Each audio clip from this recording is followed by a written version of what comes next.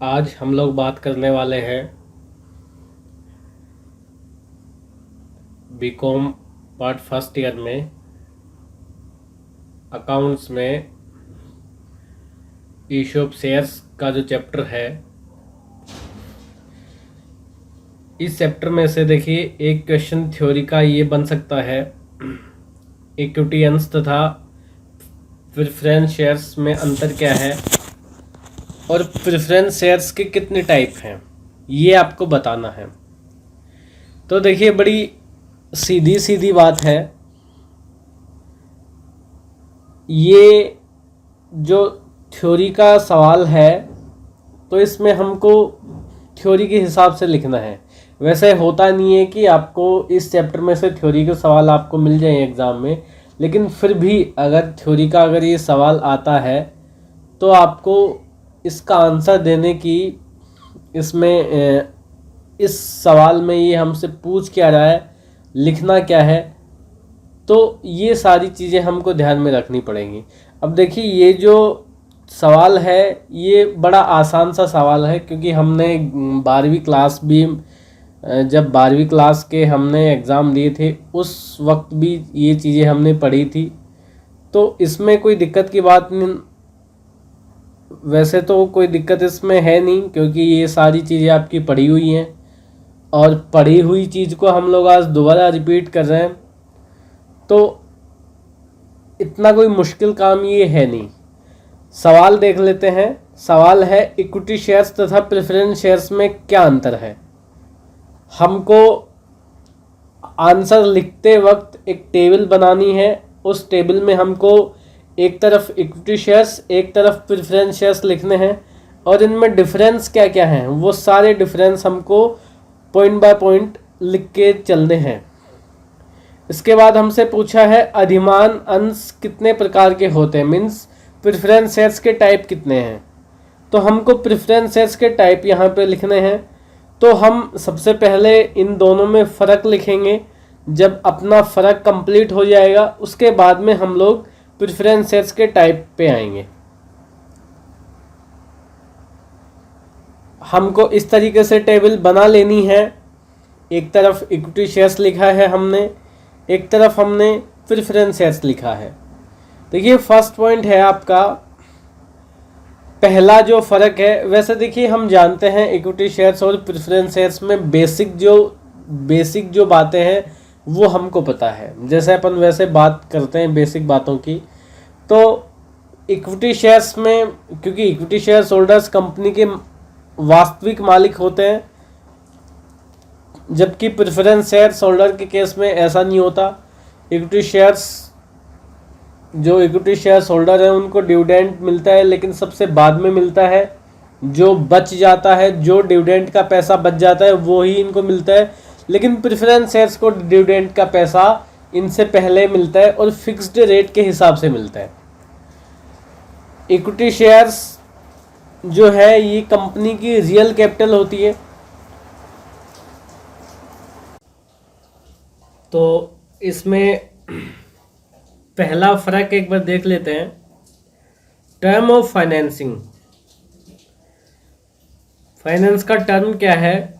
तो देखिए equity shares long term finance के लिए काम आता है, जबकि प्रेफरेंस शेयर्स आपके लॉन्ग टर्म फाइनेंस या मीडियम टर्म फाइनेंस के लिए भी काम आता है। मतलब ये दोनों के लिए काम आ जाता है, लॉन्ग टर्म भी और शॉर्ट टर्म भी। एक तरीके से शॉर्ट टर्म बोल सकते हैं मीडियम को। दूसरा है nature of return. Equity shares में डिविडेंड की रेट फिक्स्ड नहीं होती। कारण ये है कि जो प्रेफरेंस शेयर्स को डिविडेंड दे दिया जाता है उसके बाद में जो डिविडेंड बचता है, तो बचा हुआ डिविडेंड का अमाउंट जो है इक्विटी शेयर्स होल्डर को दिया जाता है। इसलिए अब कितना बचे कितना नहीं बचे ये डिपेंड करता है कंपनी की इनकम क्या होती है। तो इसलिए ये अमाउंट जो है फिक्स नहीं होता है। ये जो रेट है डिविडेंड की ये इक्विटी शेयर्स के लिए फिक्स नहीं होती है, लेकिन प्रेफरेंस शेयर्स को फिक्स्ड रेट के हिसाब से ही डिविडेंड दिया जाता है। इनकी रेट होती है बाकायदा। जब ये शेयर्स इशू होते हैं तो पहले ही इनकी रेट तय की जाती है कि आपको इस रेट के हिसाब से डिविडेंड दिया जाएगा और उसी रेट के हिसाब से इनको डिविडेंड दिया जाता है। इसका मतलब प्रेफरेंस शेयर्स को फिक्स्ड रेट के हिसाब से डिविडेंड दिया जाता है। अच्छा, तीसरा पॉइंट जो है जिसकी हम लोग बात पहले कर ही चुके हैं, इक्विटी शेयर्स कंपनी के मालिक होते हैं, इनके पास वोटिंग पावर होती है, जबकि प्रेफरेंस शेयर्स होल्डर्स जो है ये कंपनी के मालिक नहीं होते और इनके पास वोटिंग पावर नहीं होती है। अच्छा, अगला पॉइंट है रिडीमेबिलिटी।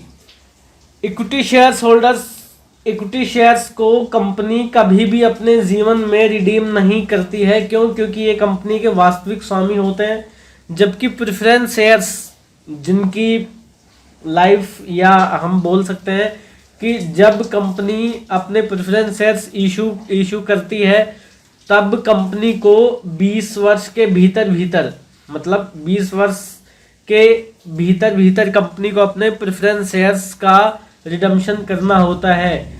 इनकी रिडीमेबल जो अगर अपन इस तरीके से अगर बात करें कि प्रेफरेंस शेयर्स को कब तक रिडीम किया जा सकता है, तो प्रेफरेंस शेयर्स को अधिकतम 20 वर्ष के लिए ही इशू किया जाता है, उसके बाद में इनका रिडम्पशन किया जाना होता है। आगे है राइट ऑफ रिसीविंग डिविडेंड।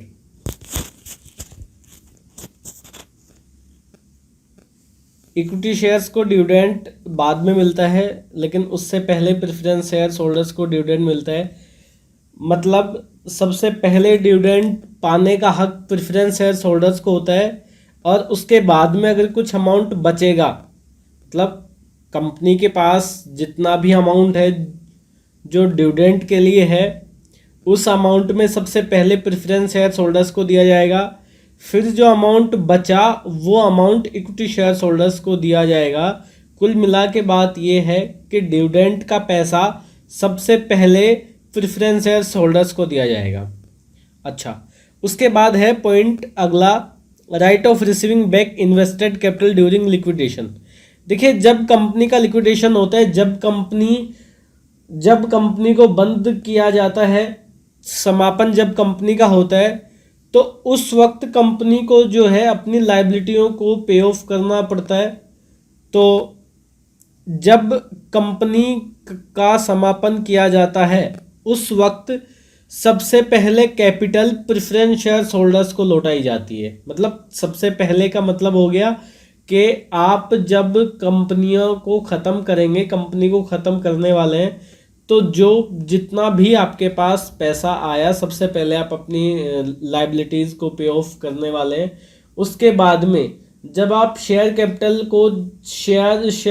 के लिए जब आप पैसा लौटाएंगे तो सबसे पहले प्रेफरेंस शेयर्स होल्डर्स को उनकी कैपिटल का पैसा दिया जाता है। उसके बाद में अगर कुछ बचा तो वो इक्विटी शेयर्स होल्डर्स को दिया जाएगा। कुल मिला के लिक्विडेशन के वक्त इक्विटी शेयर्स होल्डर्स से पहले पैसा दिया जाता है प्रेफरेंस शेयर्स होल्डर्स को, और इनको पैसा देने के बाद में अगर कुछ पैसा बचा तो वो पैसा इक्विटी शेयर्स होल्डर्स को दिया जाता है। Voting rights, equity shares holders के पास वोटिंग राइट्स होती है, जबकि प्रेफरेंस शेयर्स होल्डर्स के पास वोटिंग राइट नहीं होती है। इक्विटी शेयर्स कंपनी के मालिक होते हैं, तो अगर जब ये कंपनी के मालिक हैं तो वोटिंग पावर भी इनके पास होती है, क्योंकि डिसीजंस लेने होते हैं, इसलिए वोटिंग पावर चाहिए। लेकिन प्रेफरेंस शेयर्स होल्डर्स के पास वोटिंग पावर नहीं होती है।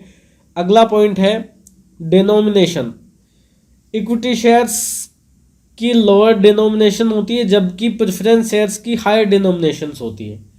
तो इस टाइप से हमको ये आंसर लिखना है। देखिए, आंसर बड़ा आसान है और पहले का पढ़ा हुआ भी है, तो लिखने में कोई दिक्कत नहीं आएगी। अब कंडीशन ये आ जाती है कि लिखे कैसे, तो दिक्कत तो वही है ना। तो हमको लिखना किस तरीके से, हमको लिखना है टेबल बना के। आपको अगर ये सवाल अगर एग्जाम में आता है या इससे मिलता जुलता अगर कोई सवाल आता है, उसमें आपसे ये पूछे कि आप निम्न बिंदुओं में अंतर स्पष्ट कीजिए, मतलब अब आपको जब अंतर लिखना है तो आपको सबसे पहले टेबल बनानी है, उसमें आधार। अभी जैसे आधार अगर अपन इसमें लिखेंगे, आधार हो गया, जैसे term of financing, nature of return, owners, redeemability, ये सब आधार हैं, ये आपका बेस हो गया। इसके बाद में आपको लिखना है इक्विटी शेयर्स, फिर आपको लिखना है प्रेफरेंस शेयर्स। इस तरीके से लिखने से क्या है कि सारी चीज़ें साफ साफ दिखती हैं। तो इस तरीके से हमको आंसर देना है। हमारा एग्ज़ाम में लिखने का तरीका ये वाला होना चाहिए। हम प्रॉपर टेबल बना के लिखेंगे।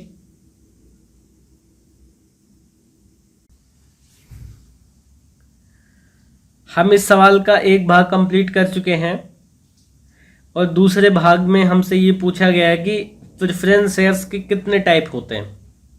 ठीक है, तो हम एक एक की बात यहाँ पे करने वाले हैं। फर्स्ट पॉइंट जो है वो ये है cumulative preference shares. Preference shares का ये पहला एक रूप है, एक भाग है। तो हम सबसे पहले बात करेंगे कम्युलेटिव प्रेफरेंस शेयर्स। ये शेयर्स होते क्या हैं? देखिए, अगर मैं इसकी अगर छोटी सी बात करूं तो वो ये है कि जब कंपनी के पास पर्याप्त लाभ हो, पर्याप्त लाभ होने का मतलब कि कंपनी ने अच्छा व्यापार किया है, उसके पास अच्छी इनकम है, तो उसको डिविडेंड बांटने में कोई दिक्कत नहीं आएगी। वो सबसे पहले अपने प्रेफरेंस शेयर्स को डिविडेंड बांट देगी, उसके बाद में इक्विटी शेयर्स को डिविडेंड बांट देगी। लेकिन जब जिस वर्ष कंपनी के पास लाभ पर्याप्त मात्रा में नहीं हो, जैसे मान लीजिए कि कंपनी को हानि हो गई और प्रेफरेंस शेयर्स को डिविडेंड बांटना है, तो अब कंपनी के पास तो इनकम है ही नहीं कि वो अपने प्रेफरेंस शेयर्स को डिविडेंड बांट दे, तो उस वर्ष के लिए प्रेफरेंस शेयर्स को डिविडेंड नहीं दिया जाएगा। लेकिन जो डिविडेंड इनका देना था वो डिविडेंड इनका इकट्ठा हो जाएगा, जो कि अगले वर्ष में जब कंपनी लाभ कमाएगी तो उस वर्ष में से ये डिविडेंड, उस वर्ष के लाभ में से ये वाला डिविडेंड जो है दे दिया जाएगा। तब तक के लिए ये डिविडेंड कंपनी के लिए लायबिलिटी बन जाता है। मतलब कुल मिला के अगर एक लाइन में बात अगर इसकी करें तो कम्युलेटिव प्रेफरेंस शेयर्स ऐसे शेयर्स होते हैं जिनको अपर्याप्त लाभ की स्थिति में अपना डिविडेंड जो है आगे के वर्षों के लाभ में से मिल जाता है। ये अमाउंट इनका इकट्ठा होता हुआ चला जाता है और ये कंपनी के लिए लायबिलिटी बन जाती है। कंपनी को अगले आगे के जो वर्ष हैं उनमें से इस लायबिलिटी को ख़त्म करनी होती है। अगला जो इसका भाग है वो बिल्कुल इसके विपरीत है, नॉन कम्युलेटिव प्रेफरेंस शेयर्स। ये कम्युलेटिव प्रेफरेंस शेयर्स के बिल्कुल विपरीत हैं। अपन ने फर्स्ट पॉइंट में बात की थी कि जब कंपनी के पास अपर्याप्त लाभ हो तो कंपनी ऐसे डिविडेंड का भुगतान नहीं करेगी, लेकिन आगे के वर्ष में जब कंपनी के पास पर्याप्त लाभ होंगे उस वक्त इन बकाया डिविडेंड का भुगतान कर दिया जाएगा।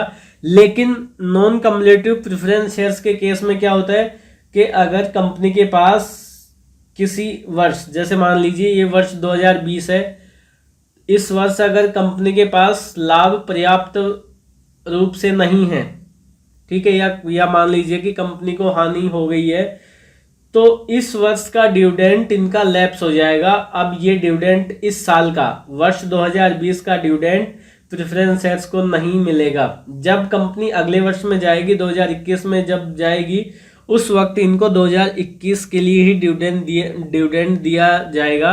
2020 का डिविडेंड इनका लैप्स हो जाएगा। जबकि जो फर्स्ट पॉइंट है कम्युलेटिव प्रेफरेंस शेयर्स, उसमें ऐसा नहीं होता था। उसमें आपको 2021 के साथ साथ 2020 का भी डिविडेंड आपको दिया जाता था। तीसरा जो पॉइंट है वो पॉइंट है पार्टिसिपेटिंग प्रेफरेंस शेयर्स। ये थोड़ा सा अलग पॉइंट है, ठीक है। देखिए, हम सबसे पहले एक छोटी सी बात ये देख लेते हैं इसमें कि होता क्या है कि सबसे पहले प्रेफरेंस शेयर्स को डिविडेंड दिया जाता है, उसके बाद अगर कुछ बचा तो वो इक्विटी शेयर्स को दिया जाता है, ठीक है। और ये इस तरीके से सीन होता है। लेकिन ये ऐसे शेयर्स होते हैं, इनके लिए सबसे पहले प्रेफरेंस शेयर्स को डिविडेंड दिया जाएगा, फिर इक्विटी शेयर्स को डिविडेंड दिया जाएगा।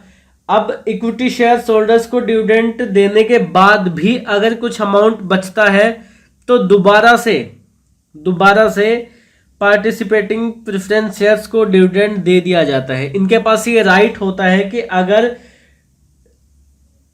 अगर इक्विटी शेयर्स होल्डर्स को डिविडेंड देने के बाद भी अगर डिविडेंड बचता है तो उनमें से, उस बचे हुए डिविडेंड में से ऐसे प्रेफरेंस शेयर्स को डिविडेंड की राशि दोबारा से लेने का अधिकार होता है।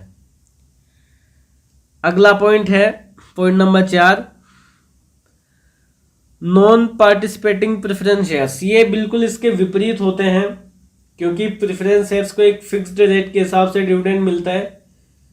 तो सबसे पहले प्रेफरेंस शेयर्स को डिविडेंड मिलेगा, उसके बाद में इक्विटी शेयर्स होल्डर्स को डिविडेंड मिलेगा। फिर भी अगर डिविडेंड बच जाता है तो वो सिर्फ इक्विटी शेयर्स होल्डर्स को ही दिया जाएगा, प्रेफरेंस शेयर्स होल्डर्स को नहीं दिया जाएगा, क्योंकि इनको एक बार डिविडेंड मिल चुका है। अब उस डिविडेंड में से इनको हिस्सा लेने का अधिकार नहीं होता।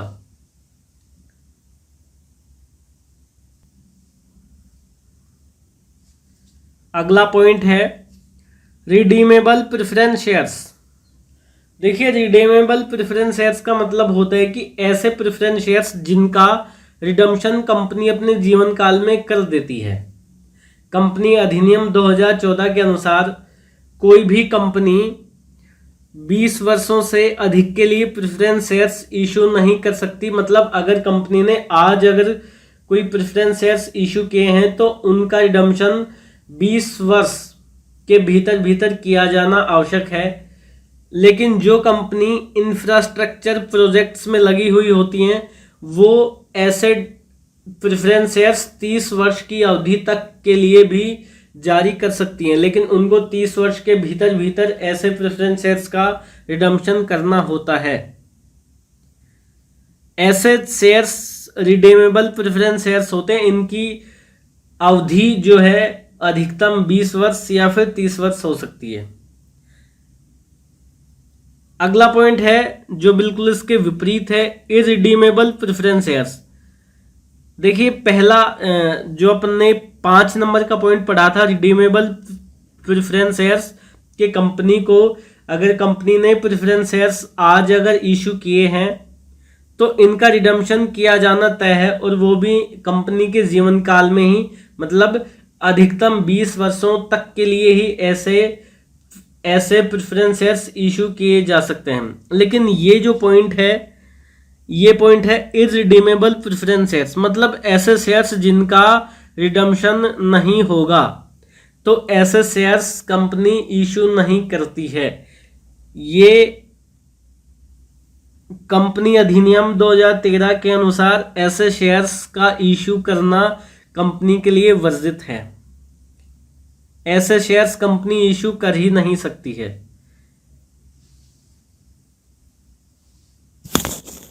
अगला पॉइंट है कन्वर्टिबल प्रेफरेंस शेयर्स। देखिए, कन्वर्टिबल प्रेफरेंस शेयर्स का मतलब होता है कि कुछ निश्चित समय बाद में जिनके पास ऐसे कन्वर्टिबल प्रेफरेंस शेयर्स होते हैं उनको इक्विटी शेयर्स में बदल दिया जाए, तो उनके पास ये राइट होता है कि ऐसे प्रेफरेंस शेयर्स को कुछ समय के बाद में इक्विटी शेयर्स में परिवर्तन करने का उनके पास विकल्प होता है। तो ऐसे शेयर्स को कन्वर्टिबल प्रेफरेंस शेयर्स कहते हैं। अगला पॉइंट है नॉन कन्वर्टिबल प्रेफरेंस शेयर्स। देखिए, ये बिल्कुल इसके विपरीत है, ठीक है। ये दोनों अलग अलग बातें कर रहे हैं।